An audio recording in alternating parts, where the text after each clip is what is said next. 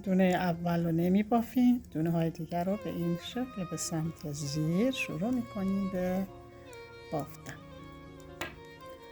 قسمت دوم آموزش بافتنی، ساده بافی.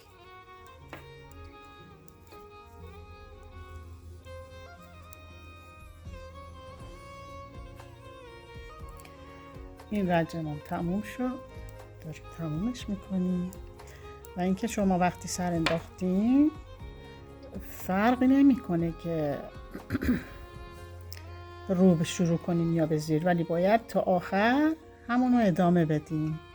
ببینید اولی رو نمی بافیم، از بعدی شروع میکنیم این دفعه به رو. یه رج اول ما به زیر بافتیم، الان رج دوممون به رو بافته میشه. ببینید به این شکل و به این شکل.